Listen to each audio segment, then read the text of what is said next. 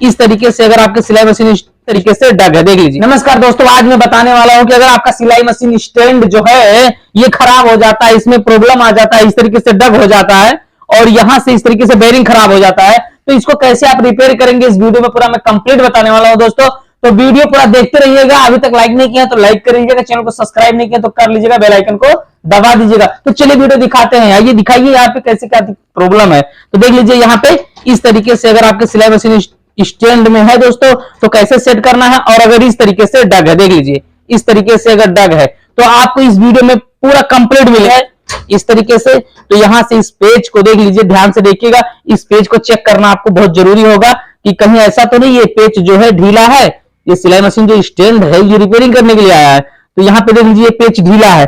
क्या है कि ये जो पेज टाइट कर रहे थे घर पे, जिसका स्टैंड है वो अच्छे से टाइट नहीं कर पाए थे, इसका सेंटर मिला करके नहीं टाइट किए थे। तो यहां से ये चीज अगर प्रॉब्लम हो जाता है तो क्या करना है, इसका पेज टाइट करने के लिए आप देख लीजिए इसको यहां से ऐसे पेचकस लगाइए और इसका जब सेंटर आएगा तो ये पेचकस जो है अंदर चला जाएगा। देख लीजिए, अभी मैं आपको देख लीजिए अंदर चला गया पेचकस। यहां पे जो है इसका खांचा बना हुआ है, अभी मैं आपको दिखा रहा हूं।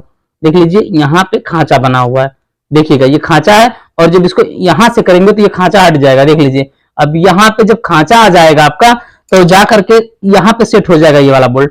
अब ये बोल्ट क्या करना है, यहाँ पे टाइट करना है इस तरीके से आपको टाइट करना होगा। कुछ लोग क्या करते हैं, इसे हाथ से टाइट कर देते हैं, इसकी वजह से ये बार बार ढीला हो जाता है। हाथ से नहीं टाइट करना है, या तो आप बड़ा इसको ड्राइवर ले लीजिए इस तरीके से, इससे टाइट कर दीजिए, यहाँ पे बना हुआ है, और या तो फिर एक रिंच लेना है आपको। तो देख लीजिए हम रिंच भी ले रखे हैं, यहाँ पे देख सकते हैं ये 8 नंबर का रिंच है, और इसको यहां से लगा करके इस तरीके से आप अच्छी तरीके से टाइट कर दीजिए। यहां से इस तरीके से आप अच्छी तरीके से टाइट कर देंगे इसको, तो देख लीजिए ये वाला हिलेगा नहीं, ये देख लीजिए हिल भी नहीं रहा है, और ये जो हिल रहा था ये भी नहीं हिल रहा है। अब ये चीज सेट हो गया। तो इसी तरीके से अपने सिलाई मशीन स्टैंड को रिपेयर कर लीजिएगा दोस्तों।